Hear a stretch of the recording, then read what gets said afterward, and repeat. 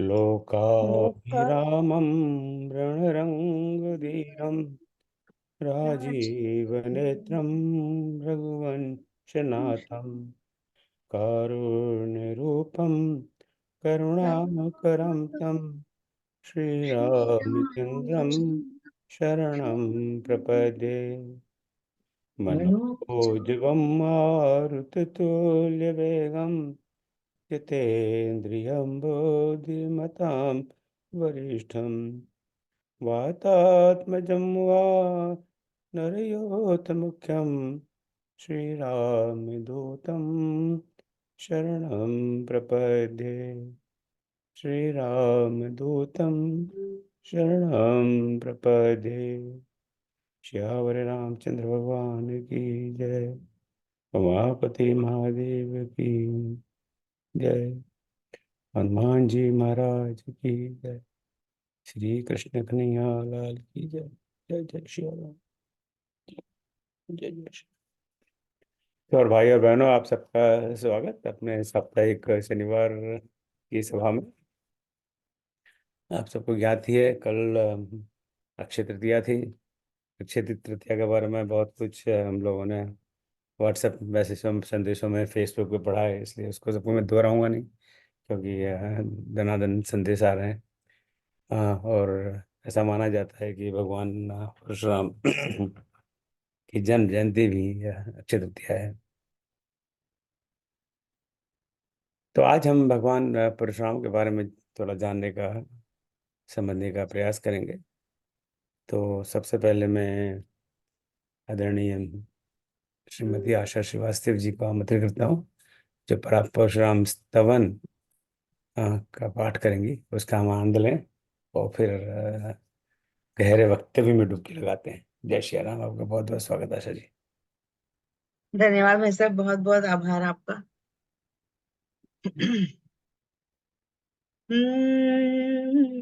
जय परशुराम ललाम, करुणा धाम, दुख हर सुख करम।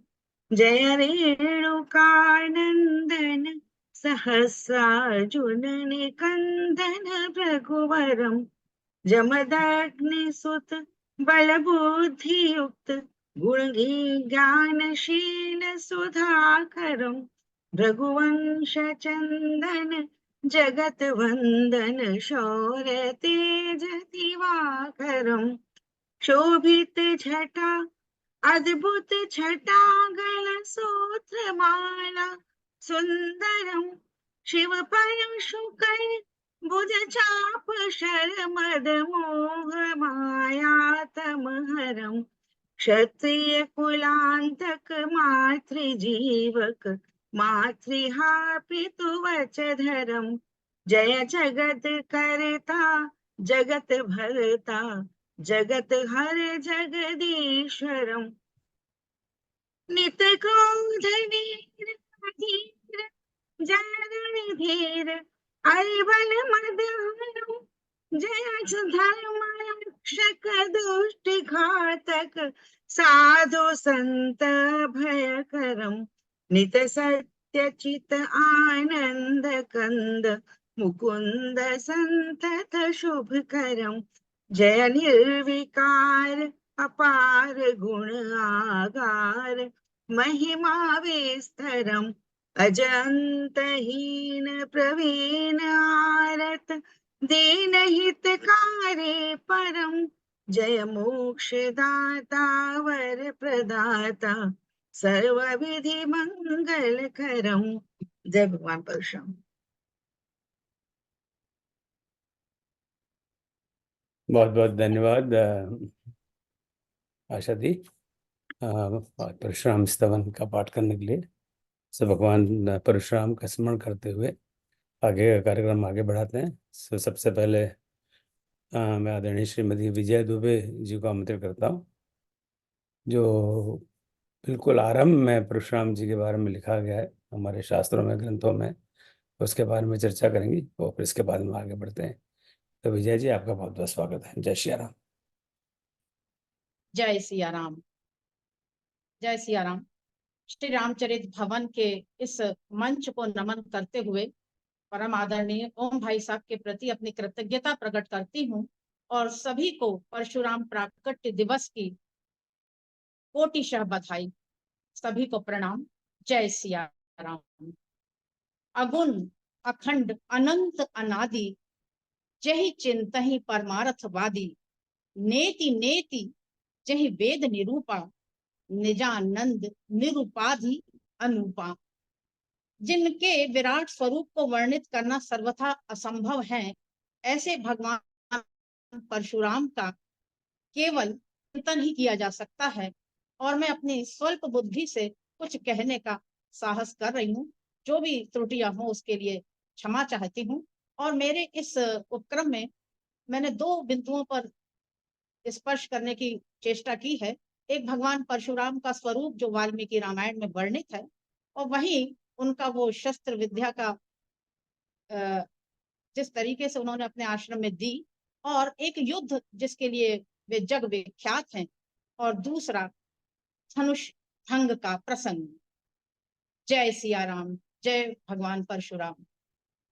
ददर्श भीम संकाशम जटा मंडल धारिणम भार्गवम जाम दग्नयेयम राजा राज विमर्दनम कैलासमेव दुर्धर्षम कालाग्निमेव दुस्सहम ज्वलंतम मेव तेजोर्भिर दुर्निरीक्षयम पृथक जनई स्कंधे च सज्जया परशुम धनुषुम विद्युत गणोपमम प्रग्रह शर्मग्रम च त्रिपुराघ्नम यथा शिवम। भृगुकुल नंदन जमदग्नि कुमार परशुराम राजाओं का मान मर्दन करने वाले, कैलाश के समान दुर्जय और कालाग्नि के समान दुस्सह तेजोमंडल द्वारा जाज्वल्यमान से हो रहे हैं। कंधे पर फरसा और हाथ में विद्युत गणों के समान दीप्तमान वैष्णव धनुष एवं भयंकर बाण लिए वे त्रिपुर नाशक भगवान शिव के सदृश प्रतीत हो रहे हैं। भगवान विष्णु के जिन 10 प्रमुख अवतारों का वर्णन है, वहां भगवान परशुराम को 6वां अवतार माना जाता है। चक्र तीर्थ में कठिन तप से प्रसन्न हो भगवान विष्णु ने इन्हें राम अवतार हो जाने पर चिरंजीव हो कल्पांत पर्यंत भूलोक पर तपस्यारत रहने का वरदान दिया है। अश्वत्थामा बलिर्व्यासो हनुमानश्च विभीषणः कृपा परशुरामश्च सत्यैते चिरजीविनः। और कल्कि पुराण में एक वर्णन आता है जिसमें भगवान कल्कि के 10वें और विष्णु के अंतिम अवतार में भगवान परशुराम जी उन्हें शस्त्र विद्या प्रदान करेंगे। शस्त्रधारियों के शिरोमणि भगवान परशुराम जी ने शस्त्रों के प्रयोग को विद्या के उच्चासन पर प्रतिष्ठित किया और युद्ध ज्ञान को शास्त्र का पद दिलवाया। समय सिद्ध क्रांतिदर्शी महर्षि परशुराम जी को की दृष्टि में शस्त्र धारण और परिचालन का अधिकार केवल उन्हें है जिन्हें क्रोध, घृणा, द्वेष, प्रतिशोध, अहंकार जैसे हिंसा जैसे ऋणात्मक भावों के विष को अच्छी तरह पहचानते हैं। आनशंसता, जीव दया, अपने पराये का अभेद ज्ञान हो, विवेक स्थिर हो और दृष्टि सत्य और धर्म पर केंद्रित हो। गुरु रूप में परशुराम जी उदार और समदर्शी हैं। जाति, धर्म, पंथ, मठ की अवधारणा से बहुत ऊपर। शस्त्रों का प्रयोग मानवाधिकारों के हनन को रोकना और घातक संघर्षों से समाज को सुरक्षित रखना ही इनका ध्येय है। वहीं आज इसके विपरीत शस्त्रों का प्रयोग नस्लवाद, जातीय हिंसा, क्षेत्रीय अस्थिरता फैलाकर विकसित देशों के द्वारा शस्त्र विक्रय कर एक मजबूत अर्थव्यवस्था का निर्माण करना मात्र जहां रह गया है, ऐसी दुनिया में कई हिस्सों में आज युद्धोन्माद को हम देख ही रहे हैं।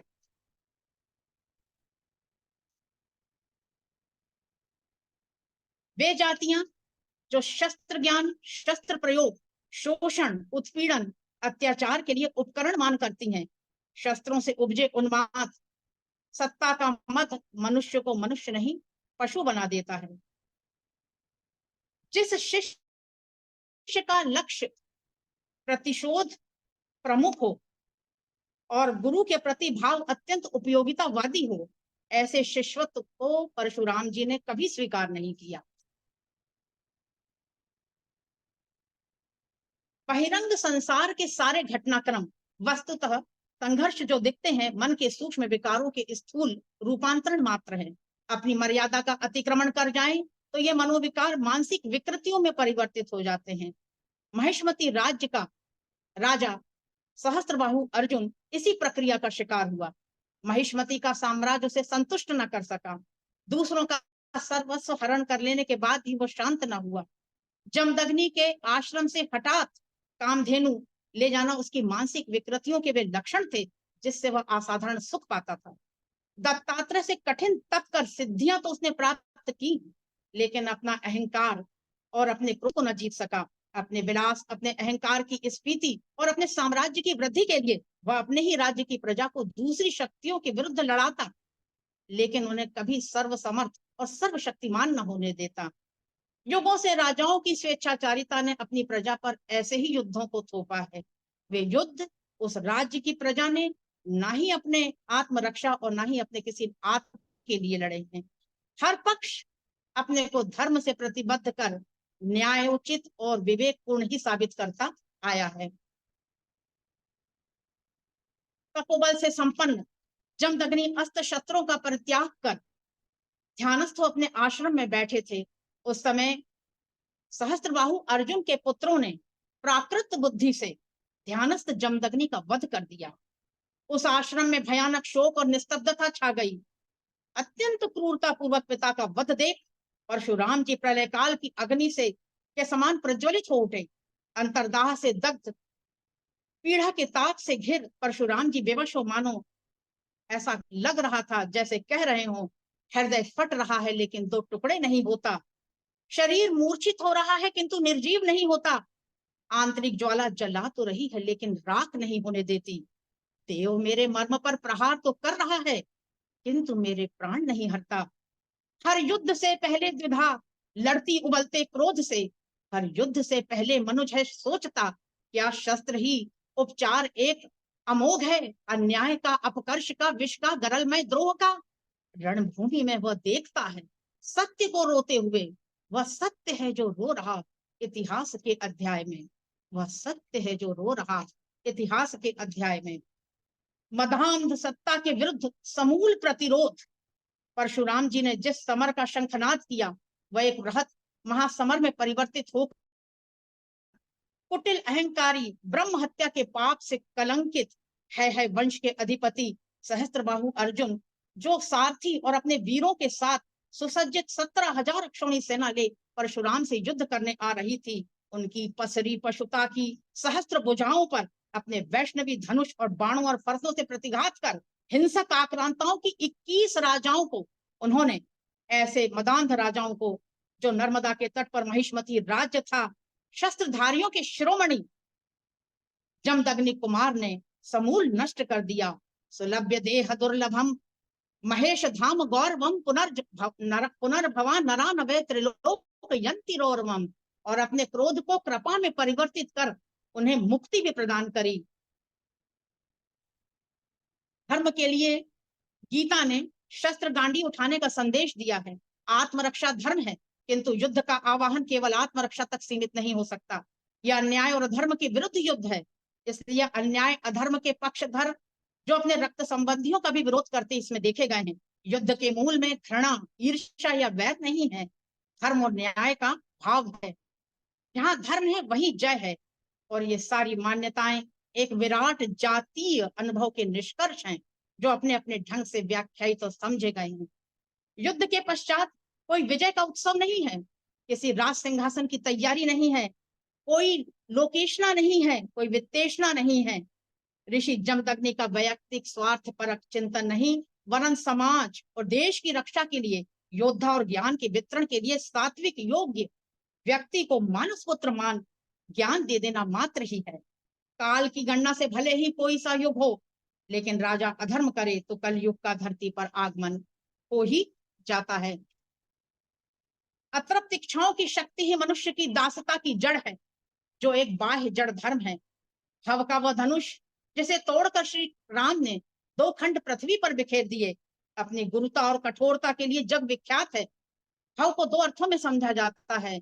हव अर्थात शंकर अर्थात कल्याण, हव अर्थात संसार।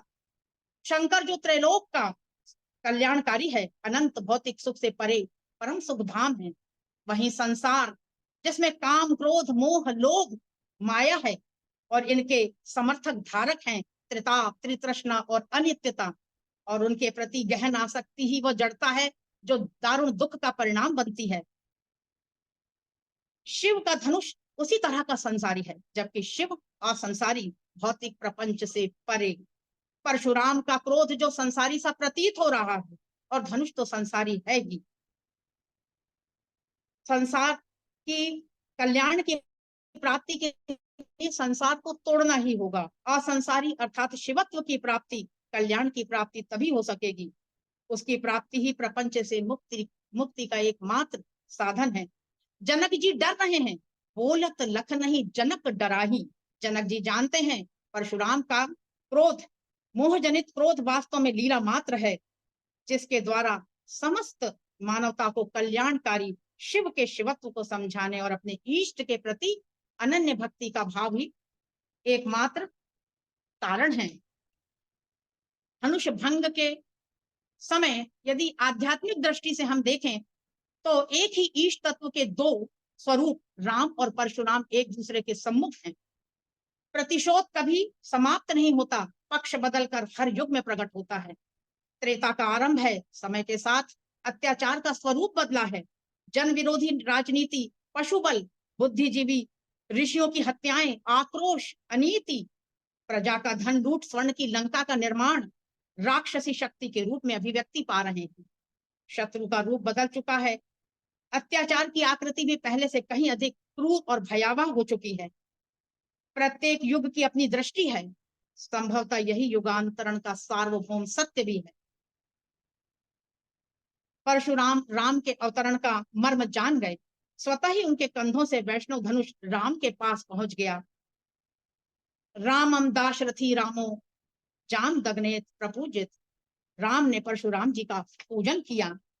परशुराम जी स्वयं को निर्विकल्प समाधि में बैठे ऐसे जान पड़ते थे जैसे शिव की वहनी शिखा से मानो अपने मित्र को भस्मीभूत होते देख बसंत ने वैराग्य धारण कर लिया हो, अथवा तो महादेव के शिर स्थित चंद्र ने अपना मंडल पूरा करने के लिए तप प्रारंभ कर दिया हो। भावापन्न हो, मस्तक के नीचे वैराग्य के विजय केतन की 3 रेखाएं अत्यंत तेजस्वता के कारण अग्निशिखा के मध्य शोभायमान हो रही थी। अपने को सब कुछ निशेष भाव से कर देने में वे ऐसे समाधिस्थ होकर महेंद्रगिरी के उतंग शिखर में समाधिस्थ थे जैसे कोई तपसी अपने तप में लीन हो गया हो। जय भगवान परशुराम।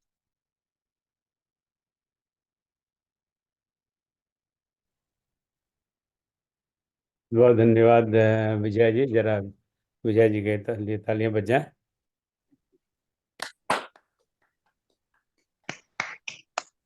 बहुत अच्छा, बहुत अच्छा, बहुत अच्छा, बहुत श्रेष्ठ। हाँ, बहुत मेहनत से गागर में बनाई। सागर जैसा आपका वक्तव्य। बहुत बहुत धन्यवाद विजय जी।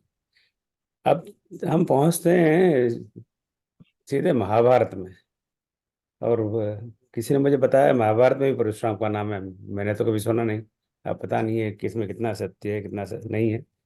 तो इस पर हमारे आदरणीय मित्र, परम आदरणीय मित्र, हमारे ह्यूस्टन में सबसे पुराने मित्र हमें छोड़कर चले गए, ये बात अलग है, पर मन से तो साथ में रहते हैं। भाई श्री राम मलिक जी हमें आगे ले चलेंगे। और महाभारत में परशुराम जी का क्या उल्लेख है, क्या रोल है, क्या उनका इन्वॉल्वमेंट है, उस पर हमें लाभान्वित करेंगे ज्ञान देकर। जय श्री राम। जय सिया राम। आपका स्वागत है। ये तो लोगो दिखा रहा था मैं आपका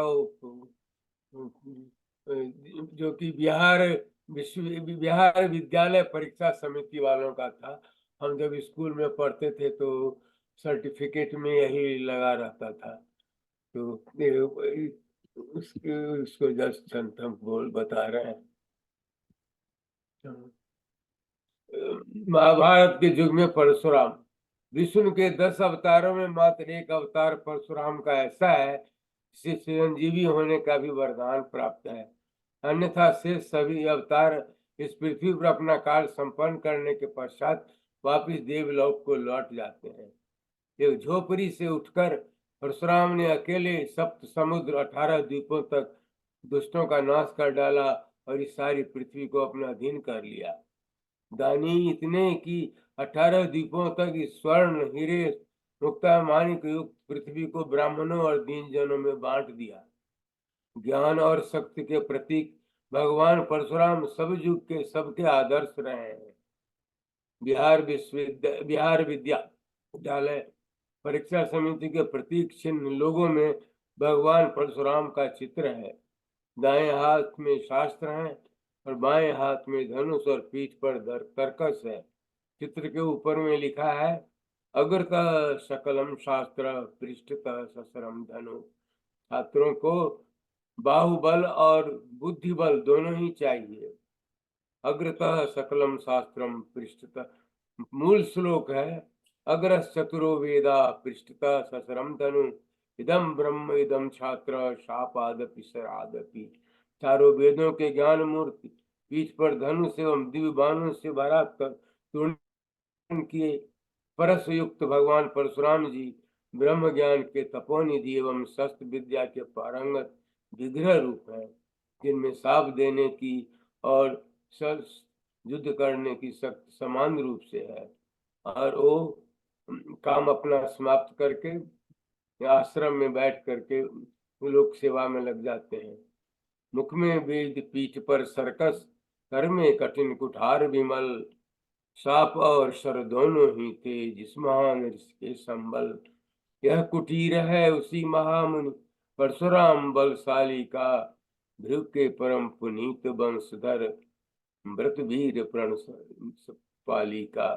महाभारत युग में भगवान परशुराम सांसारिक उत्तराधिक रिस्पॉन्सिबिलिटी से दूर महेंद्रगिरी पर्वत पर तपस्या में व्यस्त थे, परंतु लोक शिक्षा और लोक कल्याण के लिए सर्वदा प्रस्तुत रहते थे। महाभारत के सब महाभारती भगवान परशुराम की शस्त्र विद्या के छात्र थे। भीष्म, द्रोण, कर्ण, कृपाचार्य आदि परशुराम से शिक्षा प्राप्त की थी और पांडव, कौरव और अन्य असंख्य वीरों ने द्रोणाचार्य आदि से शस्त्र विद्या प्राप्त की थी। 1000 वर्ष के स्वतंत्रता से मुक्ति के बाद भारत में लोगों के पुनर्जागरण के लिए भगवान परशुराम एक आदर्श पुरुष बनकर आए थे। उदाहरण के लिए राष्ट्र कवि रामधारी सिंह दिनकर ने अपने हिंदी काव्य कुरुक्षेत्र रश्मिरथी में इसका वर्णन किया और फिर 1962 में चीन से घोर पराजय के बाद उन्होंने परशुराम की प्रतीक्षा नामक खंड काव्य लिखा। परशुराम पर अनेक पुस्तकें लिखी गई हैं। मुख में वेद पीठ पर तर्कस, कर में कठिन कुठार, सावधान ले रहा पर परशुधर फिर नवीन अवतार। जब हिंसा और धर्म साधना के बीच संघर्ष होता है तो भारतवासी को भगवान परशुराम की याद आती है। वे संकट के समय वह शिक्षा देने आए थे कि जीवन संघर्ष में विजय पाने के लिए शास्त्र की ही नहीं अभी तो शस्त्र की भी आवश्यकता पड़ती। जहाँ शस्त्र बल नहीं, शास्त्र पछताते या रोते हैं। ऋषियों को सिद्ध तभी तब से मिलती है जब पहरे पर स्वयं परशुधर राम खड़े होते हैं। महाभारत एक ऐतिहासिक ग्रंथ है। इसमें और संबंधित ग्रंथ हरिवंश और गर्ग आदि में परशुराम के अनेक प्रसंग हैं। इस चर्चा में महाभारत युग से संबंधित प्रसंगों का ही वर्णन किया गया है। महाभारत काल में भगवान परशुराम महेंद्रगिरी पर तपस्या में लगे रहते थे। ब्रह्मा जी के कहने से उन्होंने लोगों को शास्त्र और शस्त्र की शिक्षा देना प्रारंभ किया और लोक कल्याण में लग गए। उन्होंने कंस को शिव धनुष, कृष्ण को सुदर्शन चक्र प्रदान किया और अनेक लोगों को शिक्षा दी, जिसमें भीष्म, द्रोण और कर्ण प्रमुख हैं। द्रोणाचार्य ने शिक्षा को पांडव, कौरव, अश्वत्थामा आदि तक पहुंचाया। इन प्रसंगों का संक्षेप में वर्णन किया जाएगा। कंस को शिव धनुष दान। कंस यादवों के राजा उग्रसेन का पुत्र था। वह कुमारावस्था में ही शक्तिशाली और अत्यंत पराक्रमी था। एक समय मगध सम्राट जरासंध दिग्विजय के लिए निकले और कंस के राज्य में उसकी सेना ने अपनी छावनी डाली। छावनी के पास कुबलया पीर नामक 10,000 हाथियों की शक्ति वाला हाथी था। वह मत्त होकर शिविर के बाहर तोड़फोड़ करने लगा। कंस ने उसे सूंड से पकड़कर जमीन पर गिरा दिया, फिर दोनों हाथ से पकड़कर दूर जरासंध की सेना में फेंक दिया। जरासंध इस पराक्रम से और अपूर्व बल को देखकर बहुत प्रसन्न हुआ और अपनी अस्थि और प्राप्ति नाम की 2 कन्याओं का विवाह कंस से कर दिया।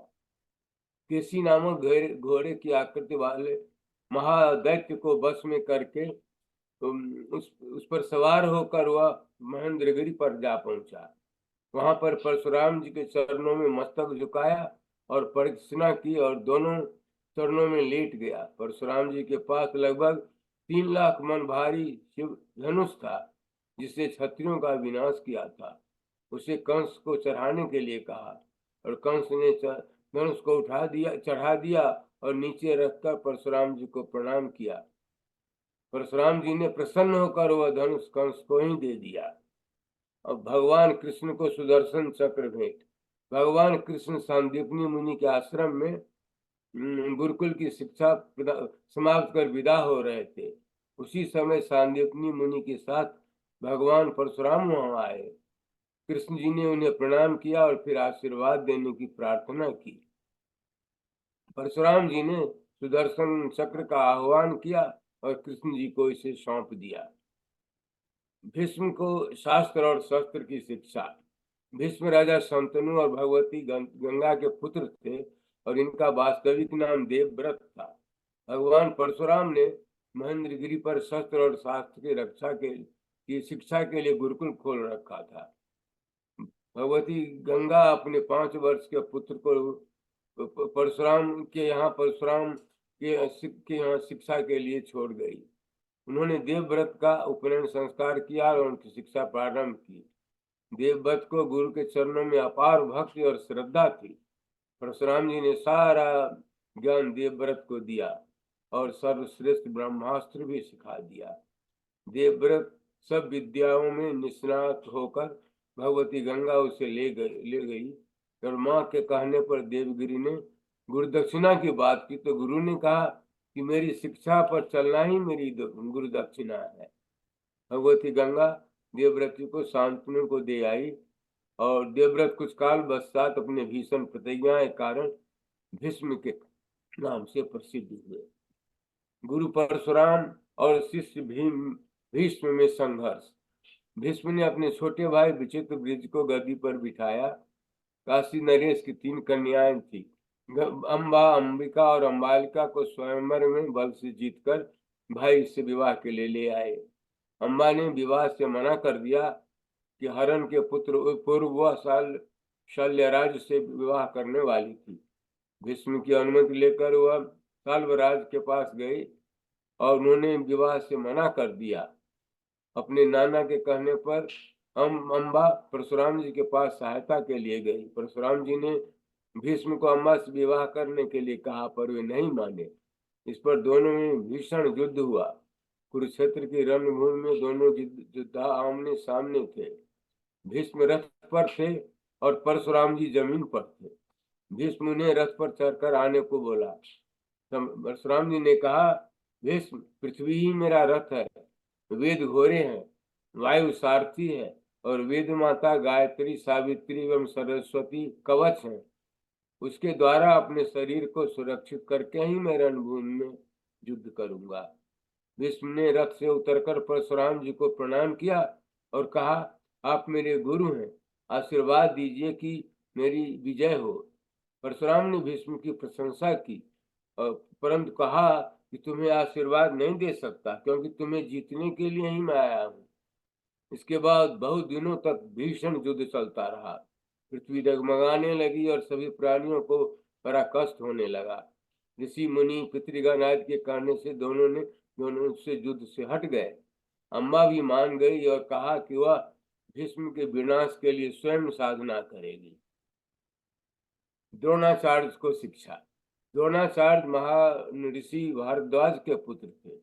पिता ने उन्हें सम्यक शिक्षा दी।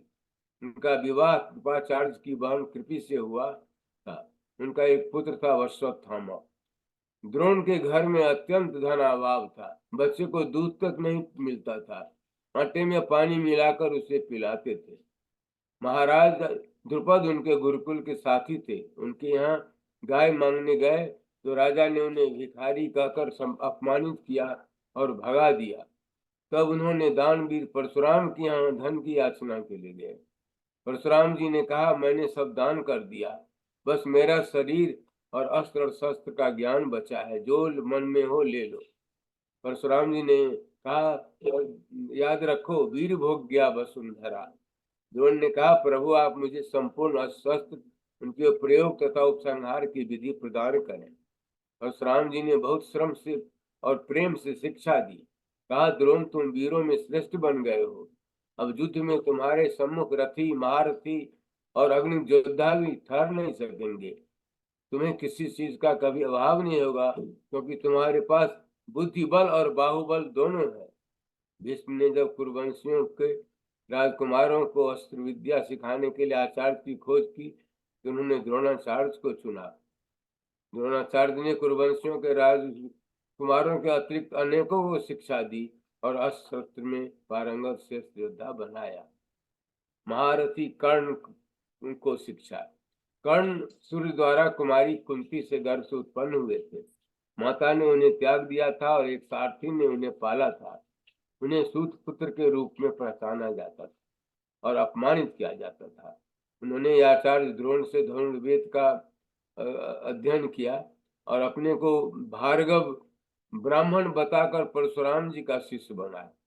गुरु की अथक सेवा और परिश्रम से उन्होंने अन्य सब शस्त्र विद्या साथ ब्रह्मास्त्र का भी पूर्ण ज्ञान प्राप्त कर लिया। एक दिन गुरु जी को पता लग गया कि कर्ण ब्राह्मण नहीं है, वो तो छोटी जात का है। उन्होंने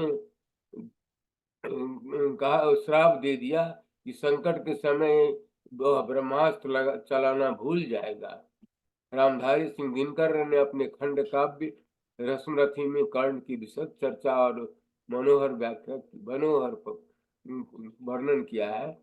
यह अगले प्रस्तुति में डॉक्टर राज रानी शर्मा बताएंगी।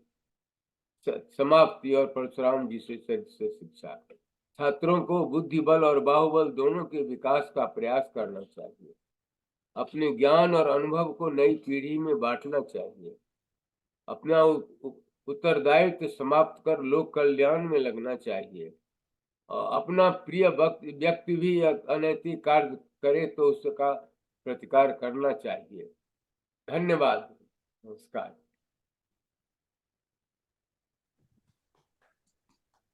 बहुत सुंदर प्रणाम करती हूँ। बहुत बढ़िया बताया। 10 मिनट तो हो गया। हाँ, ठीक है। बहुत ही मलिक बढ़िया साहब बहुत व्याख्या। अच्छा, बहुत बढ़िया मलिक जी। बहुत अच्छा। बहुत बहुत धन्यवाद मलिक जी। आपने महाभारत में परशुराम जी का जो भी उल्लेख है उसका बड़े ही संक्षेप में हमें जानकारी दी। और ये तो गागर में सागर है, ज़्यादा विस्तार से जानकारी के लिए तो हमें स्वयं को अध्ययन करना पड़ेगा। और यही इस पटल का उद्देश्य है कि आगे हम अध्ययन करें। पर आज मैं सोच रहा हूँ एक बात, अगले वक्ता को आमंत्रित उसके पहले कि आज हम कह रहे परशुराम जयंती, और कई आपने देखा कल व्हाट्सएप पर और फेसबुक पर, ये दो का तो मैं प्रयोग करता हूँ, ढेर सारे संदेश आए परशुराम जयंती, परशुराम जयंती, परशुराम जयंती। पर किसी ने आपत्ति नहीं ली कि जयंती तो उनकी होती है जो नहीं होते। जब हनुमान जयंती में बड़ी आपत्ति होती है ना, कई लोग आपत्ति लेते हैं, हनुमान जयंती कैसे कह रहे हो, हनुमान जी तो अभी भी हैं, फिर चिरंजीवी हैं। तो जो हमारी शास्त्रों की मान्यता है उससे तो परशुराम भी चिरंजीवी है। जो 7 चिरंजीवी है, अश्वत्थामा महाभारत युग से, राजा बलि, परशुराम जी, विभीषण जी, महर्षि व्यास, हनुमान जी और कृपाचार्य जी। तो परशुराम जी भी हमारी मान्यता के अनुसार आज भी प्रस्तुत हैं जैसे हनुमान जी प्रस्तुत हैं। तो यदि अब हनुमान जयंती पे हम इसका आपत्ति लेते हैं कि नहीं नहीं, हनुमान जन्म जयंती तो उनकी होती है जो अब नहीं है, तो उनको हम हनुमान जन्मोत्सव ही कहना चाहिए, अनुचित है। पर वो जो परशुराम जयंती आती है तो कोई आपत्ति नहीं लेते, उसका शायद पता नहीं क्या कारण है। पर ये हमारे यहाँ जो इस आज तरह रानी बोलेंगी तुमको की विसंगतियाँ हम देखते हैं, उसमें से एक विसंगति ये है कि या तो क्या ज्ञान नहीं है या फिर उस पर हमारा ध्यान नहीं गया, तो ये जरा नोट करने वाली बात है। दूसरा हम देखते हैं कि श्रीमद् भगवत गीता में जो विभूति योग है अध्याय 10, तो उसमें एक श्लोक है, भगवान अपने विभिन्न रूप का बयान करते हैं, तो मेरा जरा मन आया कि इसको उल्लेख करूं। पवनः पवतामस्मि राम शस्त्र भृता महाम। पहली पंक्ति पढ़ रहा हूँ। वह भगवान श्री कृष्ण कहते हैं कि मैं शस्त्रधारियों में श्री राम हूँ। शस्त्रधारियों में, अस्त्रधारियों में नहीं, मैं शस्त्रधारियों में राम हूँ। तो ये कौन से राम है, भगवान श्री रामचंद्र या भगवान श्री परशुराम? इस पर मन में मेरे कुछ शंका है, आप लोग विचार करें, और आदरणीय डॉक्टर राजरानी जी को सुनने के बाद में इस पर हम बात करेंगे, आप अपने विचार प्रकट करें, क्योंकि ये किस किस राम की बात हो रही है। क्योंकि राम तो कई हैं, एक तो राम है जिनको हम राम जानते हैं, दूसरे परशुराम हैं, तो यहाँ पे भगवान कृष्ण अब किस राम की बात कर रहे हैं, तो इस पर बाद में समय मिला तो बात करेंगे। पर अब मैं और अधिक आपका समय नहीं लेता हुआ, थोड़ा सा उल्लेख मल्लिक जी ने किया था कर्ण और पितामह कर्ण और भगवान परशुराम के बारे में, तो उससे जो बिल्कुल आधुनिक काल में इस सदी को तो नहीं करना चाहिए, पिछली सदी की बात होगी। महाकवि रामधारी सिंह दिनकर जो बड़े प्रसिद्ध खंड काव्य है स्मृति, उस पर डॉक्टर डॉक्टर राजराजेश्वर शर्मा जी प्रकाश डालेंगे। आपका बहुत बहुत स्वागत है दीदी। जय श्री राम। सभी को सादर वंदन। भगवान परशुराम जी को याद करते हुए रामचरित भवन के इस पुण्य प्रसंग में मुझे भी अपनी उपस्थिति दर्ज कराने का अवसर आपने दिया, इसके लिए मैं पूर्णतः हृदय से आपकी आभारी हूँ। अपनी बात रखना से पहले बड़ा संकोच हो रहा है, क्योंकि ज्ञान का जो अथाह सागर यहाँ महाभारत से लेकर और शास्त्र के हर पृष्ठ को यहाँ आदरणीय विजया दुबे जी ने, आदरणीय राम मलिक जी ने यहाँ उल्लेख किया है। क्या ही कह सकती हूँ मैं इसमें। रश्मि रथी के बारे में आपने मुझे निर्देशित किया है। परशुराम जी आपने सही कहा, चिरंजीवी हैं। यदि हम चिरंजीवी को उस रूप में भी ना देखें तो एक अमूर्त भाव जो हमारे हृदय में प्रेरणा रूप है, उस रूप में भी उसको मान सकते हैं। तो वो हमेशा हमेशा व्यक्ति अपने कृतित्व से रहता है। इसी प्रकार के कृतित्व का वर्णन करने के लिए रामधारी सिंह दिनकर जो हमारे राष्ट्र कवि रहे हैं, उन्होंने इतने ओजपूर्ण व्यक्तित्वों का चित्रण किया। सभी को मालूम है उन्होंने परशुराम जी से भी बहुत प्रभावित थे, क्योंकि जिस ओज की, जिस तेज की, जिस वीर शौर्य की उनको आकांक्षा थी, वो उन्हें परशुराम जी में मिला। एक पंक्ति में उनका वर्णन करते हुए दिनकर कहते हैं, रण में कुटिल कालसम क्रोधी तप में महासूर्य जैसा। रण में कुटिल कालसम क्रोधी तप में महासूर्य जैसा। और जैसा कि आदरणीय मल्लिक जी ने बहुत उदाहरण दिए, शस्त्र और शास्त्र दोनों में पारंगत ऐसे विद्वान जो विद्या में भी सबसे अधिक पारंगत, यदि वो गुरु हैं तो ऐसे गुरु हैं कि उन्होंने जो महाभारत की धुरी बन गए, युगों की धुरी बन गए कहना चाहिए। और जो महाभारत के दिग्गज थे, जो महारथी थे, उनको उन्होंने शिक्षा प्रदान की। उसको मैं उल्लेख नहीं करना चाहूंगी, लेकिन फिर भी गुरु रूप उनका मुझे यहाँ पर आज वर्णन करना है, जो रश्मि रथी में मैंने देखा। अपनी बात को अधिक समय न देते हुए मुझे ये लगता है कि रामधारी सिंह दिनकर जी ने एक तार्किक और मनोवैज्ञानिक रूप से परशुराम जी को हमारे सामने अंकित किया है। यह तो रश्मि रथी ये खंड काव्य है कर्ण के चरित्र को लेकर, कर्ण के जीवनी को लेकर, कर्ण के अंतर्द्वंद को लेकर, लेकिन कर्ण के जीवन में जो सबसे बड़ा प्रसंग था वो परशुराम जी से शिक्षा लेने का था। इसलिए उन्होंने इसको लिखा है और बड़े ही भावपूर्ण ढंग से लिखा है, लॉजिकली तार्किक ढंग से उन्होंने चित्रित किया है। जो रामधारी सिंह दिनकर जी ने परशुराम जी को बताया चिंतक के रूप में, एक विचारक के रूप में कैसे, क्यों उन्हें क्षत्रिय बुरे लगते हैं, क्यों उन्हें क्षत्रिय सहन नहीं है, बहुत सारे कारण हैं इसके। अगर शास्त्रों में हम जाएं तो यहाँ पर मैं कुछ कारण बताऊंगी क्यों वे विप्र समाज को एक नई भूमिका में देखना चाहते हैं। वे चाहते हैं कि शस्त्र तलवार केवल और केवल विप्र उठाए। कितनी बड़ी मुनादी उन्होंने की है, और इस दर्शन के पीछे, इस चिंतन के पीछे उनका तर्क है। रामधारी सिंह दिनकर जी ने परशुराम जी से जो कहलवाया है वो बहुत ही यानी एक महत्वपूर्ण एक प्रसंग है कि जैसे कि हम होलिस्टिक पर्सनैलिटी की बात करते हैं, समग्र चिंतन की, समग्र व्यक्तित्व की, तो यदि कोई व्यक्ति ज्ञान में बहुत बहुत बहुत आगे है और उसके शारीरिक बल नहीं है, तो फिर वो किसी को बहुत सारे माने कहना चाहिए उस पर असफल हो जाएगा। इस चिंता को गुरु ने किया, गुरु परशुराम जी ने। तो वो कहते हैं कि असविहीन ब्राह्मण मन डरता है। ये उन्होंने तर्क दिया कि यदि उसे तलवार चलाना नहीं आता, यदि उसे शास्त्र का ज्ञान नहीं है, तो वो जो अपने ज्ञान रूपी तेज का भी प्रयोग नहीं कर सकता। और युद्ध इसलिए उन्हें बुरे लगते हैं, इसलिए राजाओं के युद्ध, तत्कालीन समझ लीजिए, तत्कालीन राजाओं के युद्ध इसलिए लगते हैं कि अभिमान को बढ़ाते हैं। आदरणीय विजय जी ने इसका उल्लेख किया। वो कहते हैं रण केवल इसलिए कि राजे और धनी हो, मानी हो, और प्रजाएं मिले उन्हें, वे और अधिक अभिमानी हो। दिनकर जी के शब्दों में कह रही हूँ, रण केवल इसलिए कि कल्पित अभाव से छूट सकें, राजा जो है और अधिक संपन्न हो सकें, समृद्ध हो सकें, बढ़े राज्य की सीमा, जिससे अधिक जनों को लूट सकें, इसलिए वो युद्ध के विरोधी हैं, इसलिए वो विश्व शांति के समर्थक हैं। अब तो है ये हाल, आगे कहते हैं कि जो कुछ है वह राजा का बल है, ब्राह्मण खड़ा सामने, केवल लिए शंख गंगाजल है। वो इतना निर्बल नहीं ज्ञान को देखना चाहते। विप्र कहते हैं, बार बार विप्र कहते हैं, और विप्र का अर्थ है जो विशिष्ट ज्ञान रखता है। ये इसका बहुत आदरणीय ओम जी के सामने क्या ही कहूँ। तो ब्राह्मण खड़ा सामने, केवल लिए शंख गंगाजल है, इस रूप में वे ब्राह्मणों को नहीं देखना चाहते। हम सब जानते हैं भृगुवंशी जो हैं, भृगु ऋषि जो हैं, वो प्राग वैदिक काल के हैं, और बहुत भृगु का माने जो मानवता को देन बहुत है उनकी। सिरथा जो, अब परशुराम जी की चिंतन देखिए, मैंने कहा उनको कि एक चिंतक के रूप में उन्होंने उभारा।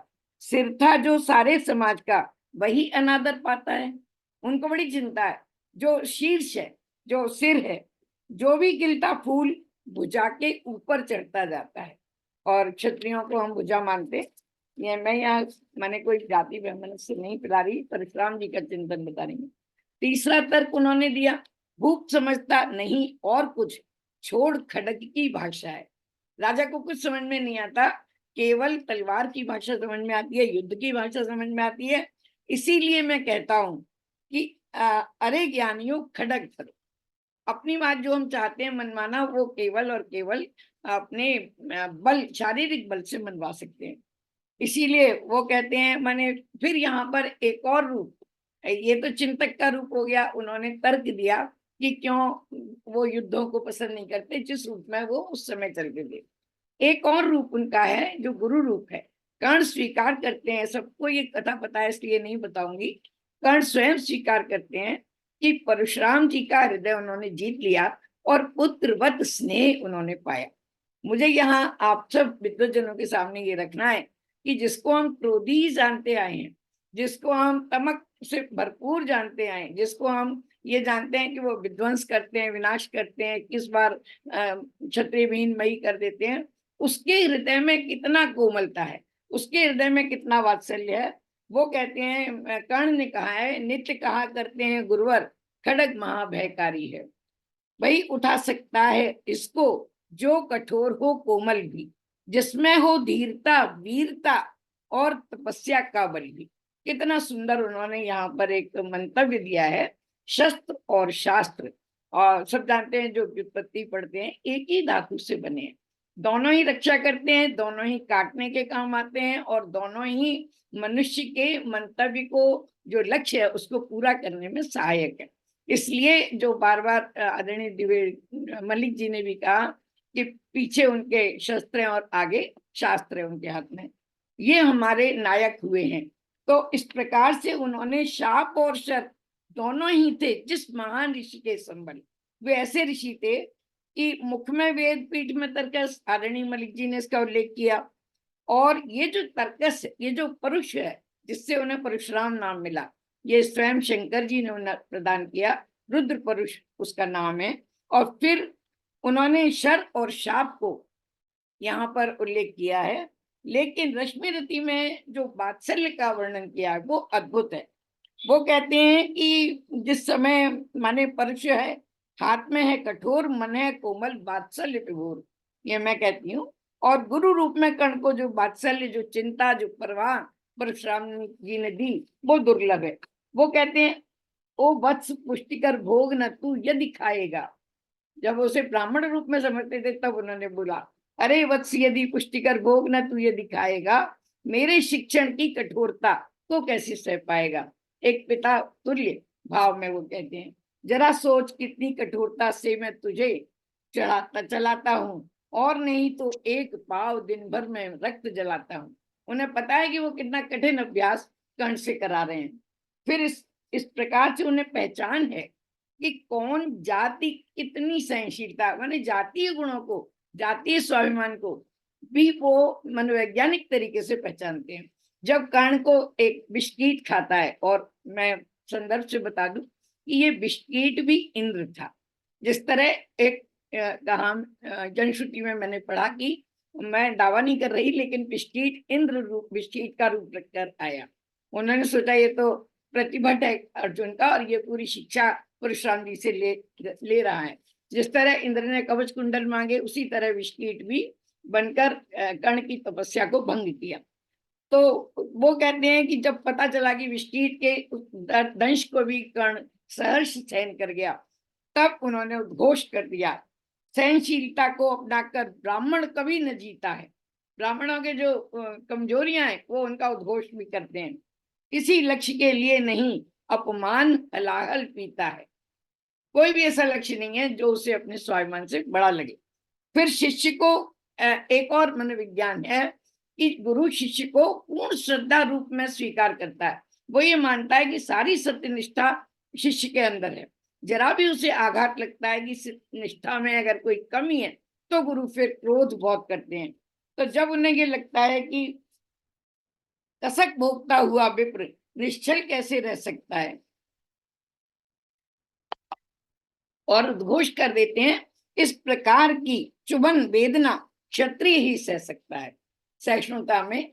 तो ये इस प्रकार का उन्हें मनोवैज्ञानिक बल था।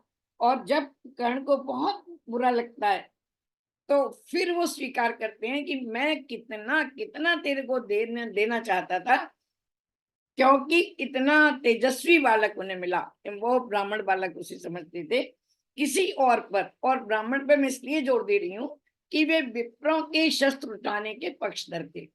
किसी और पर नहीं किया वैसा स्नेह मैं करता था।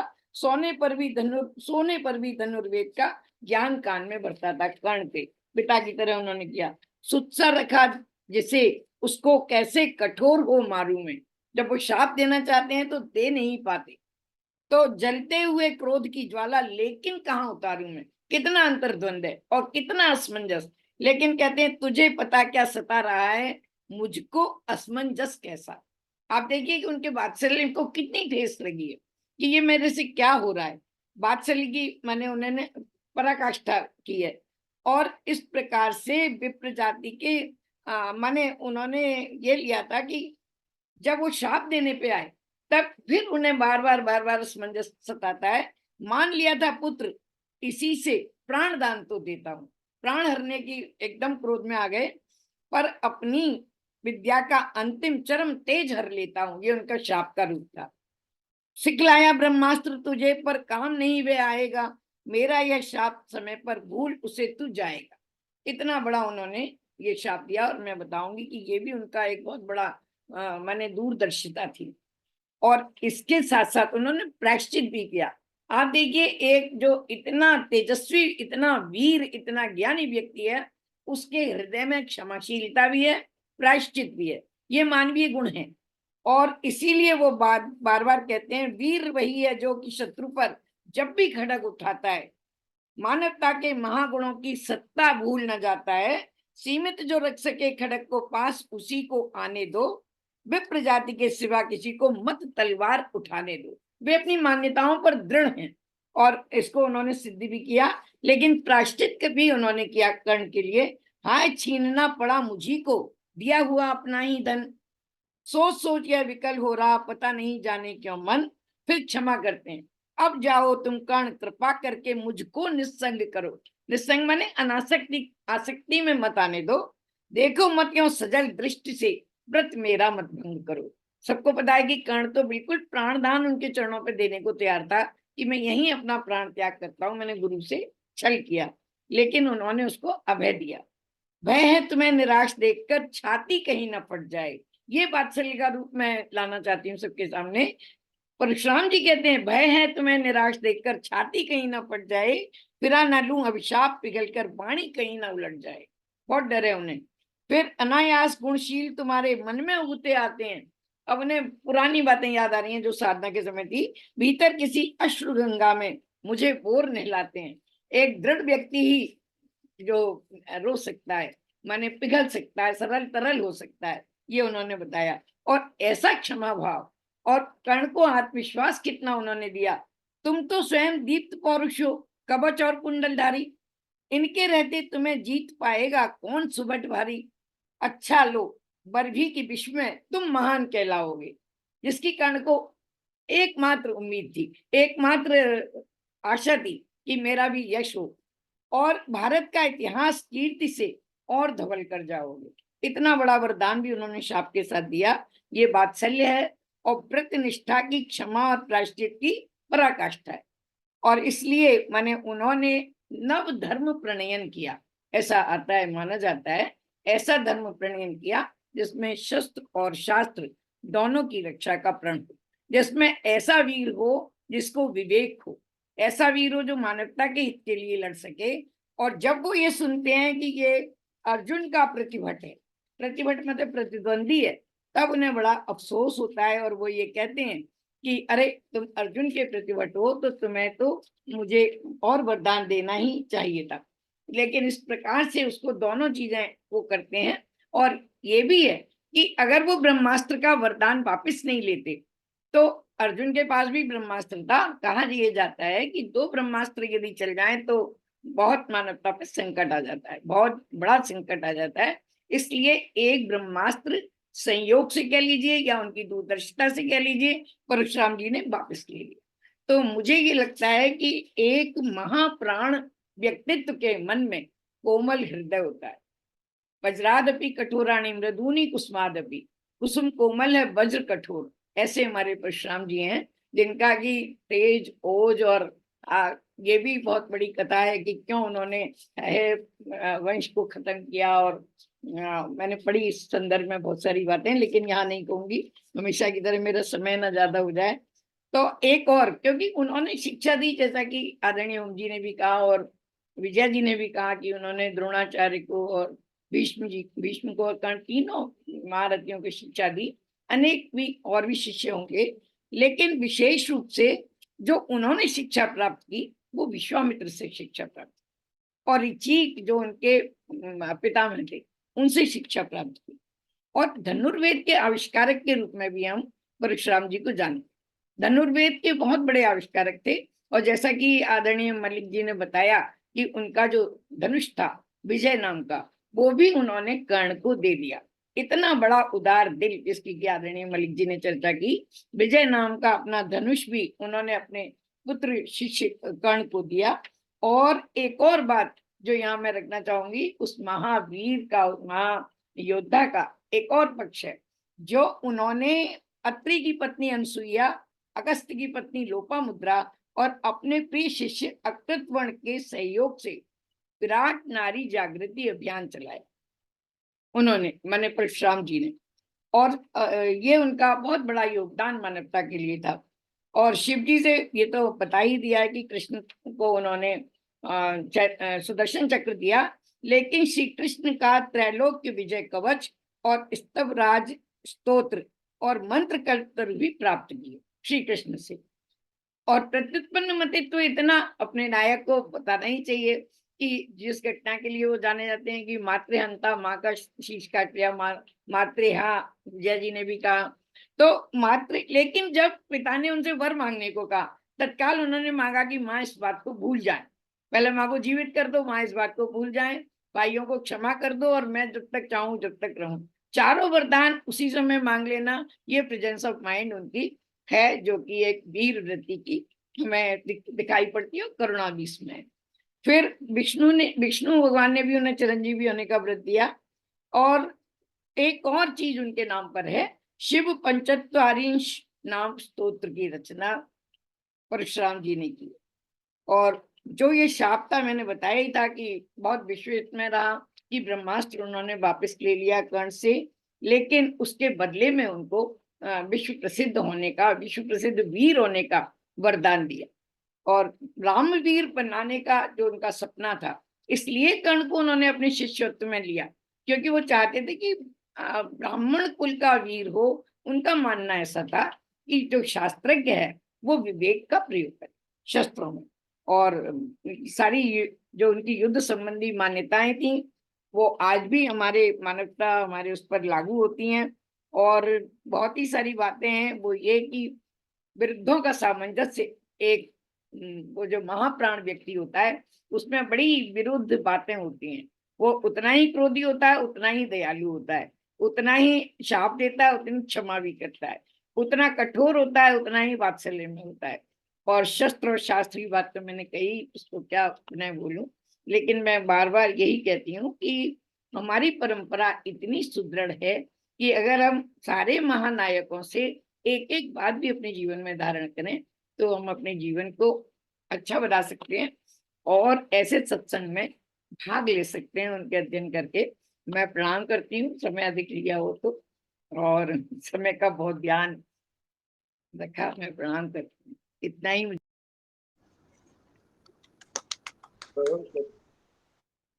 बहुत बढ़िया, बहुत ही अच्छा। बहुत अच्छा, बहुत बढ़िया, बहुत बहुत सुंदर, बहुत बढ़िया दीदी, बहुत अच्छा। बहुत सुंदर व्याख्या। बहुत सुंदर। गागर में सागर भर दिया। यस, बहुत धन्यवाद बहुत राजनी दीदी, आपने रश्मिरथी के प्रसंग पर बहुत अच्छी चर्चा की। अगर आप में से किसी ने रश्मिरथी ना पढ़ी हो, मैं समझता हूँ कविता कोश या कहीं पर वो ऑनलाइन मिल जाएगी। तो आप कविता कोश पे पूरी है। हाँ, कविता कोश में पूरी है। मेरा हाँ। अंदाज से सही था। और वैसे भी डाल लीजिए गूगल पे रश्मिरथी रामधारी सिंह दिनकर या दिन भाई दिनकर, तो PDF मिल जाना चाहिए। मैं तो साहित्य का विद्यार्थी नहीं हूँ, आपको बताइए। मैं तो जिस जमाने में मैंने रश्मिरथी पढ़ी थी, मैं गणित का विद्यार्थी था, BSc कर रहा था। पर थोड़ा सा शौक था, तो किसी पुस्तकालय से रश्मिरथी, एक दिनकर जी की और मैथिलीशरण गुप्त जी की जयद्रथ वध, ये दो रचनाएं पढ़ी थी।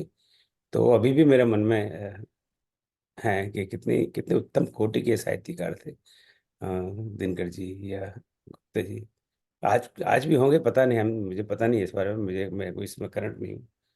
पर हमारे साहित्य का क्या हो रहा है। मैं भी धर्म की और इसकी बात नहीं कर रहे, मैं सिर्फ हिंदी साहित्य की बात कर रहा हूँ कि ऐसे हमारे पास साहित्यकार हैं जो रश्मिरथी जैसी रचना कर सके या जयद्रथ वध जैसी रचना कर सके। और शायद ऐसे अब मेरे ख्याल से पढ़ने वाले भी ऐसे बहुत कम लोग रह गए जो ऐसी रचनाओं को पढ़ने में रुचि लें। तो चलो, मैं साइड ट्रैक हो गया। तो तीनों वक्ताओं के लिए बहुत बहुत धन्यवाद। बहुत बहुत तालियां हो जाए इनके लिए, सब लोग जरा तालियां हो जाएं जरा।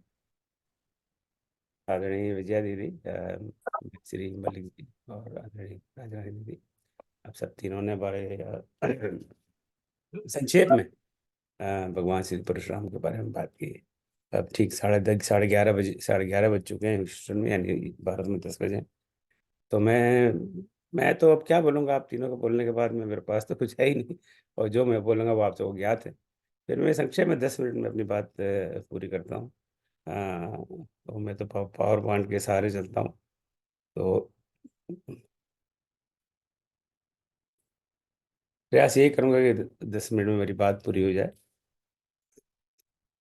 तो आप लोगों ने जो एक महत्वपूर्ण जो ग्रंथ है श्री रामचरितमानस, वो मैंने आप लोगों से छीन लिया है, इसके लिए मैं क्षमा चाहता हूँ। मैंने कहा मैं बात करूंगा, क्योंकि मुझे पता है मुझे बात करने की कुछ आवश्यकता ही नहीं है। रामचरितमानस तो हम घोंट घोंट कर पी रहे हैं आजकल रामायण क्लास में। तो हमें सब याद ही है, तो मेरा काम बहुत सरल हो जाएगा। जो सरल काम है वो मैं ले लेता हूँ, और कठिन कठिन काम सब आपके ऊपर। तो हमने आप सब कई लोगों से सुना कि भृगु नाम इनके साथ जुड़ा हुआ है। तो ये छोटी सी वंशावली का थोड़ा ध्यान रहे कि परशुराम जी जब जब जमदग्नि ऋषि जमदग्नि उनकी पत्नी रेणुका के पुत्र हैं। और जब जमदग्नि जी ऋषि ऋषि ऋषि और सत्यवती के पुत्र हैं, और च्युन ऋषि भृगु के पुत्र हैं, भृगु ऋषि के, और वो ब्रह्मा के पुत्र हैं। ये इसलिए मैंने बताया कि बार बार भृगु का के नाम से रामचरितमानस में इनका उल्लेख है। अब उनके नाम भृगुकुल कमल पतंगा, भृगुकुल केतु, भृगुनाथ। भृगुनाथ 2 बार है, भृगुनायक, भृगुपति, भृगुवंश मुनि, भृगुवर, भृगुसुत। यानी भृगु से बने नाम का 16 बार रामचरितमानस में उल्लेख है। यानी भृगु शब्द की बड़ी महत्ता मानस में बाबा तुलसीदास ने सोची है, और उन्हीं के नाम से उल्लेख से अ, मानस में उनका नाम है। पर उनका नाम तो परशुराम है, पर आश्चर्य की बात है परशुराम जैसा कोई शब्द है ही नहीं रामचरितमानस में। क्योंकि वो वही वाली बात है, वो अवधि में श को स, तो परशु को परसु, राइट, श्याम को सा श्याम। तो परशुराम उस शब्द से तुलसीदास जी ने कहीं उल्लेख नहीं किया, पर परशुराम शब्द से उल्लेख किया है। तो परशुराम, फिर परशुराम या परशुधर, तो परुष से बने शब्द 6 बार का मानस में उल्लेख है। पर ये एक बात बड़ी आश्चर्य की बात है, अभी मैंने गीता का उल्लेख किया था कि राम शस्त्र भृता माम, के शस्त्रधारियों में मैं राम हूँ। तो वहाँ पर वेद व्यास जी जब लिख रहे होंगे महाभारत, जिसका अंश गीता है, तो वहाँ पर ये गीत राम कौन है। अब यहाँ पे भी इन्होंने राम को परशुराम के रूप में उनका नाम का उल्लेख किया है, जहाँ 282 बार बार मुनि विप्रवर कहा राम। विप्रवर, विप्रो में श्रेष्ठ, यानी परशुराम जी को राम, जो जिनको हम राम जानते हैं, श्री रामचंद्र भगवान की जय, वो वाले राम राम से कहते हैं। अब ये राम कौन सा आ गया, ये राम परशुराम है। तो देखिए ना, ये राम उनका एक्चुअली ओरिजिनल नाम है परशुराम जी का। बचपन में आप जैसे अभी राजरानी दीदी ने बताया था कि भगवान शिव ने उनको परशु दिया, और जब उनको जो परशु जब उनको मिला है तब से वो परशुराम हुए। उसके पहले तो वो राम ही थे। तो उनका बचपन में जब माता पिता नाम रखते हैं, या बुआ जी ने नाम रखा हुआ या गुरु ने नाम रखा हुआ, इसके बारे में हमें नहीं पता। तो जो भी बचपन का उनका नाम है वो राम है, परंतु परश जब भगवान शिव शंकर उनको देते हैं तब से वो परशुराम है। अब इसका बिल्कुल उल्लेख यहाँ पर हमारे बाबा तुलसीदास जी कह सकते हैं। तो फाइनल एग्जाम में रामायण क्लास में उनके लिए मैं एक पेपर लीक कर रहा हूँ। एक अच्छा उत्तम प्रश्न है कि राम शब्द इनमें से किसके लिए प्रयोग हुआ है। तो हो सकता है इसमें हमें सोचना पड़ जाए कि राम तो राम के लिए प्रयोग हुआ है, तो यहाँ पर राम जी का राम शब्द का प्रयोग परशुराम लिखे भी प्रयोग हुआ है। और प्रयोग ऐसे नहीं हुआ क्योंकि उनका नाम बचपन में नाम परशुराम ही रहा होगा, राम ही रहा होगा। अब जो एक ही मानस में प्रसंग है परशुराम जी को लेकर, वो है जो धनुष भंगा प्रसंग है। हम सबको पता है इसके बारे में, और चूंकि बड़े विस्तार से हमको पता है, रामायण क्लास में इसके बारे में बात हो रही है, हमने बार बार इसको पढ़ा है, तो इसलिए इस प्रसंग पर मैं बहुत बिल्कुल विस्तार से बात नहीं करूँगा, और बिल्कुल ही बात नहीं करूँगा। आप बोलेंगे अरे जो जो मेन प्रसंग उसी पर बात नहीं करनी, कि जो सबको ज्ञात है उस पर क्या बात करनी। तो ये 268 की दूसरी ये पंक्ति चौपाई से लेकर 285 की 7वीं चौपाई तक बात है। इनमें कुल 176 पंक्तियां हैं, और उनका जो जब वो प्रवेश करते हैं, तई अवसर सुनि शिवधनु भंगा, आयो भृगुकुल कमल पतंगा। तो उनका प्रवेश ही तुलसीदास जी मान गोस्वामी जी, और भृगुकुल कमल पतंगा, पतंगा पतंग की तरह उनको उल्लेख करते हैं, भृगु के कमल के पतंग की तरह। शिव जी, शिव जी कह रहा हूँ, परशुराम जी वहां आते हैं। शिवधन भंगा है, उसकी आवाज उनको की सुनाई दी, बड़े तेज उनके कान रहे होंगे, हियरिंग एड लगा रखा होगा पता नहीं। उनको वहीं महेंद्र पर्वत तो पता लग गया, अरे ये तो शिव जी का धनुष टूटा है, चलो चलो भागो। और उसका अंत है, जो पूरा जो प्रसंग है, वह भगवान की आते हैं तो देखिए बड़े एकदम क्रोध से आते हैं। अब सारी पंक्तियां तो मैंने यहाँ लिखी नहीं, लिखने की आवश्यकता नहीं है। पर जब जाते हैं तब कहे जय जय जय रघुकुल केतु, रघुपत गए बने तपेतु। भगवान की स्तुति करते हैं, हे रघुकुल के केतु, आपकी जय हो जय हो जय हो। और फिर वो तप के लिए भरतपुर चले गए। उसके बाद में मानस में पुरुष राम जी का कोई उल्लेख है नहीं, उसमें अलग से बात कर रहा हूँ अभी। पर उनका कोई प्रसंग नहीं है, एक ही प्रसंग है, और जो बड़ा विस्तार से प्रसंग है। इसके अलावा परशुराम जी क्या उल्लेख है? इनका सबसे पहले उल्लेख है दोहा 41 में, चौथी पंक्ति में। और वो है, घोर धार भृगु नाथ रिसानी, घाट सुबद्ध राम परमान। से बालकांड के आरंभ में तुलसीदास जी काफी देवी देवताओं की, ऋषियों की, राम परिवार, जनक परिवार के सारे लोगों की वंदना करते हैं, पर शायद परशुराम जी की वंदना नहीं करते। पर उनको सिर्फ यही याद है, परशुराम जी बड़े क्रोधी हैं। तो यहाँ पर वो पहली बार परशुराम जी का उल्लेख करते हैं भृगुनाथ की तरफ से, कि जैसे नदी की भयानक धारा होती है, जब नदी, आपको पता है जब बाढ़ आ जाती है, वैसे तो नदी को हम बड़े अच्छे भाव से ही देखते हैं, पर जब वो नदी जब क्रोधित हो जाती है, जब बाढ़ आ जाती है, जब उसकी धार तेज चलती है, तब उसका जो क्रोध है, उसका परशुराम से उल्लेख है। कि जिस तरह परशुराम जी का क्रोध है, कैसा क्रोध है, जैसी कोई धार है, वो बड़ी क्रोधित हो गई हो, बड़ी तेज धार चल रही हो, और उसको रोकना बहुत मुश्किल है, ऐसे ही परशुराम है। तो पहला उल्लेख यह है। ये उल्लेख तो खैर परशुराम प्रसंग से थोड़े से पहले, भृगुपति केर गर्भ गरुआई, सुन सुर मुनि बरन केर खदराई। के भृगुपति परशुराम के गर्भ की गुरुता का उल्लेख है। और जो तीसरा उल्लेख है, जो परशुराम संवाद के बाहर है, सुन सुरेश भृगुनायक आए, बहुत भांत तिन आंख दिखाए। तो परशुराम जो प्रसंग है, उसके तुरंत बाद में जब राजा जनक भेजते हैं अपने दूतों को महाराज दशरथ के पास, कि देखिए देखिए आप बारात लेके आइए, और फिर वो बता, अच्छा अच्छा बताओ वहाँ आंखों देखा हाल, बताओ वहाँ क्या हुआ, हे संजय वहाँ क्या हुआ। तब जो संजय है हमारे महाराज जनक के, वो कहते हैं देखिए वहाँ ये हुआ, वहाँ वो हुआ, वहाँ ये हुआ। और फिर उसमें ये बताते हैं कि जब धनुष भंग हो गया, आपके बेटे ने धनुष का भंग कर दिया, सुन सरोज भृगुनाथ आए। तो जो भृगुनाथ हैं बड़े क्रोधित होकर वहां पर आए, बहुत भांति तेने आंख दिखाए, और बहुत जोर से उन्होंने कई प्रकार से अपनी आंखें दिखाई, बड़े प्रकार से वो बड़े क्रोधित हुए। तो ये मानस प्रसंग के बाहर ही चौथा उल्लेख है। फिर ये उल्लेख फिर अयोध्या कांड में है। परम परशुराम पिता आज्ञा राखी, मारी मात लोग सब साखी। राम जी को वनवास हो चुका है, भरत जी वापस लौट आए। अब भरत जी को सब समझा रहे हैं कि भाई अब क्या किया जाए, जो हो गया सो हो गया। अब आपके पिताजी ने वरदान दिए थे, अब वो तो वरदान तो आपको मानने पड़ेंगे। अब पिता का वरदान मानना हो, कई उदाहरण गुरु शिष्य देते हैं, उसमें उदाहरण परशुराम जी का देते हैं कि देखो देखो परशुराम ने पिताजी की आज्ञा रखी, और उन्होंने तो यहाँ तक उनकी आज्ञा के कारण अपनी मारी मात लोग सब सही। उन्होंने तो ऐसी आज्ञा थी कि तो अपनी माता का वध कर दो, उन्होंने पिता की आज्ञा लेकर माता का वध कर दिया। अब तुमसे तो कोई माता का वध करने को नहीं कह रहा ना, तुमसे तो ये कह रहे हैं कि भैया 1400 वर्ष राज संभालो, इतना भी नहीं कर सकते क्या? तो परशुराम की का उल्लेख एक बार यहाँ है। और सबसे अंत में उल्लेख लंका कांड में, जब रावण का उद्धार हो गया, उसके बाद में सब देवी देवता भगवान की वंदना करते हैं।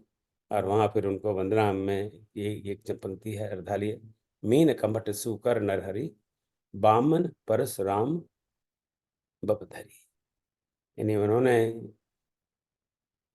जब जब नाथ सुरन दुख पायो, नाना तनुधर तुम्हें नसायो कोई। वो अगली पंक्ति मैंने यहाँ नहीं लिखी है कि जब जब सुरों पर कष्ट आया है, तब तक आपने मनुष्य रूप या कोई भी रूप धारण करके शरीर लेकर हमारे दुखों का नाश किया है। जो बात हम यदाय यदाय धर्मस्य वाले श्लोक में सुनते हैं, तो यहाँ पे देव की स्तुति में इस प्रकार का उल्लेख करते हैं। तो भगवान परशुराम इसको मैं बंद कर देता हूँ। तो भगवान परशुराम का तो प्रसंग तो एक ही है, वो है जो हम सब अच्छी तरह जानते हैं, और उसके बारे में मैंने कोई विस्तार से वर्णन नहीं किया, क्योंकि हम सब परिचित हैं और बाकी मित्रों ने भी इस विषय में बात की। पर इस परशुराम प्रसंग को इतने विस्तार से, जैसे वाल्मीकि रामायण में तो बड़ा छोटा सा वर्णन है, 2-4 लाइन में वर्णन खत्म कर दिया। तो भगवान, एक मेरे मन में ये ख्याल आया कि ये तुलसीदास जी क्यों इतना विस्तार से वर्णन करते हैं यहाँ पर। तो आई थिंक जो रामचरितमानस बार बार मैं सोचता हूँ और आप लोगों से साझा करता हूँ कि हर पंक्ति में हमारे जीवन जीने की कला के लेसन। तो सबसे बड़ा लेसन तो यही है कि बिना किसी बात को पूरी तरह जाने समझे अनावश्यक क्रोध नहीं करना चाहिए।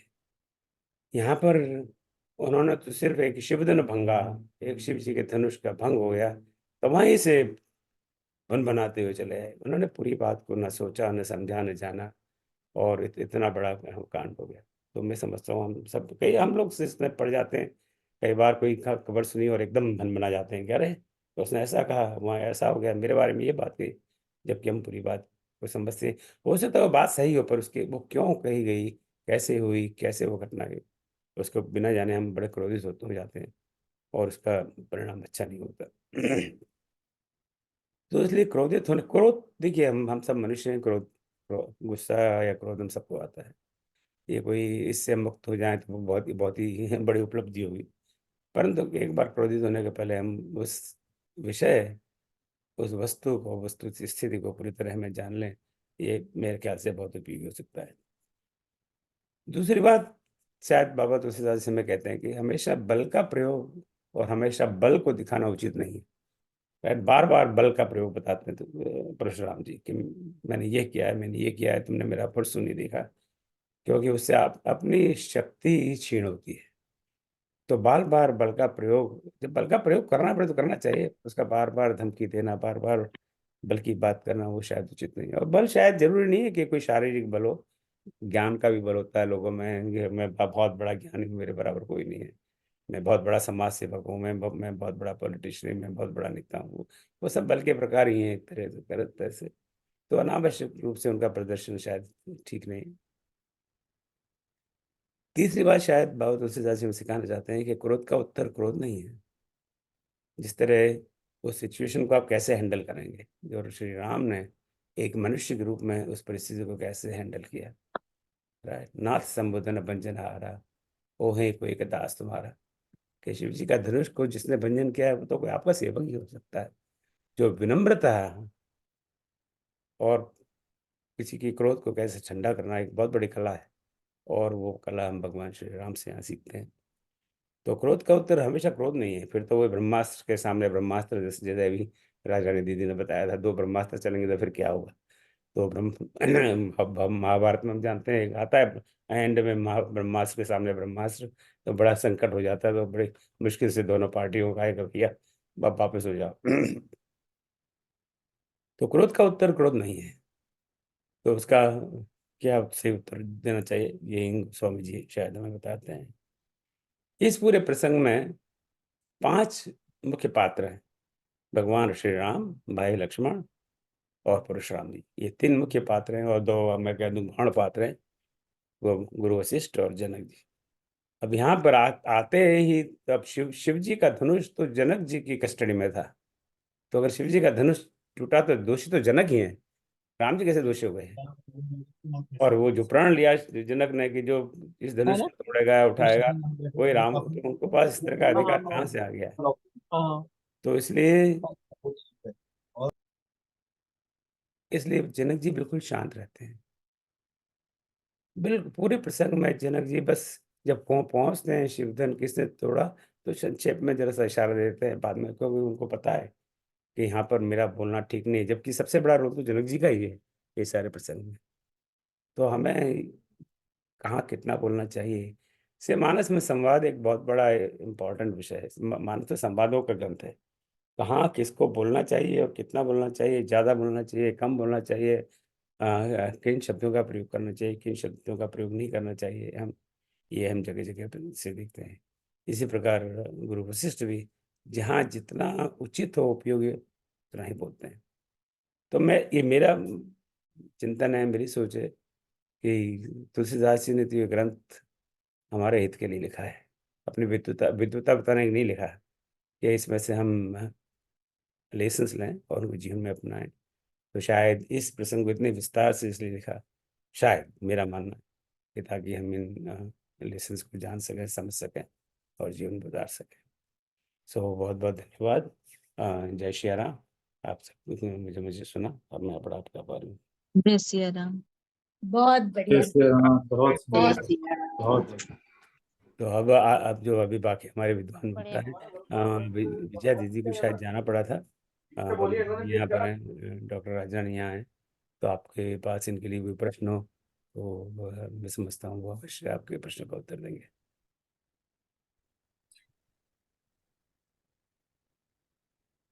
आपने भी बहुत अच्छा बोला ओम जी। धन्यवाद। अच्छा, बहुत ही अच्छा। चलिए बहुत बहुत धन्यवाद। धीर गंभीर भाव में। बहुत और बहुत राज रानी जी लग भी बहुत ग्रेसफुल रही थी आज, और भी तो अच्छा है ही। कहाँ विजय दी कहीं चली गई क्या? हाँ, उनको कुछ आवश्यक काम आ गया तो उनको जाना पड़ गया। तो चलिए, किसी का कोई प्रश्न नहीं है, किसी कोई टिप्पणी, तो भविष्य में भी हम इस तरह के कार्यक्रम का आयोजन करते रहेंगे और करते आ रहे हैं, जो काफ़ी समय से जुड़े, आपको पता है। और आपको भी आमंत्रित करेंगे इस तरह के वक्तव्य के लिए। तो आप अवश्य आएँ और अपने विचार प्रकट करें। अगले सप्ताह तो सीता नवमी है। रामनवमी मनाएं और सीता नवमी नहीं मनाएं तो आजकल के ज़माने में तो हमारी बहनें हमें कोर्ट ले जाएंगी कि ये तो जेंडर डिस्क्रिमिनेशन हो गया। तो सीता नवमी मनाएंगे।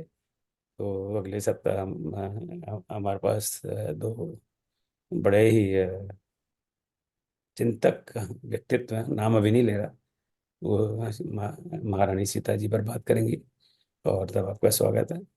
और जो रामायण क्लास है, आपको तो पता ही है, अगले सप्ताह एग्ज़ाम भी है। तो हो सकता है पढ़ाई बढ़ाई अच्छी तरह से चल रही होगी। तो उसका एग्ज़ाम मेरे ख्याल से कस्ट आज आज शायद नहीं, कल उसको मैं पोस्ट कर दूंगा। एग्ज़ाम तैयार है। और जैसे मुझे बताया गया हमारे शिक्षकों ने और जिनकी मैं सलाह लेता रहता हूँ कि कुछ प्रश्न बहुत सरल हैं, कुछ प्रश्न मध्यम कोटि के हैं और एक दो प्रश्न ऐसे हैं कि आप कुछ सोचने पर मजबूर हो जाएं। प्रश्न गलत एक भी नहीं है, मैं ये आपको निश्चित रूप में कह रहा हूँ, क्योंकि कई बार इनका अवलोकन होता है।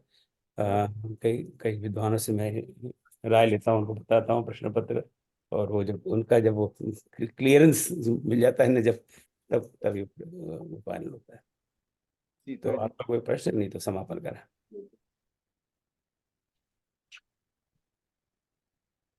तो अगले सप्ताह गुरुवार को रामायण की क्लास नहीं होगी, क्योंकि हमें एग्जाम देना है, एग्जाम की तैयारी करनी है, एग्जाम के लिए पढ़ना है।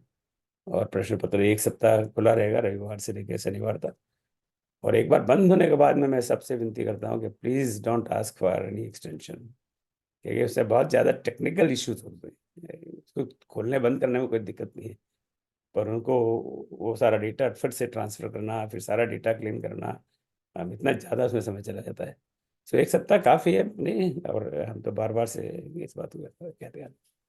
चलिए, बहुत बहुत धन्यवाद। जय श्री राम। जय श्री राम। ओम जी, मेरा एक ओम सर्वेषां स्वस्तिर्भवतु, सर्वेषां शांतिर्भवतु, सर्वेषां पूर्णं भवतु, सर्वेषां मङ्गलं भवतु।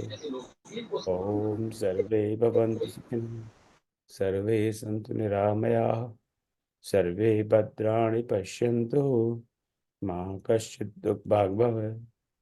ओम अस्तु मा सद्गमय, तमसो मा ज्योतिर्गमय, मृत्योर्मामृतं गमय। ओम शांति शांति शांति। जय श्री राम।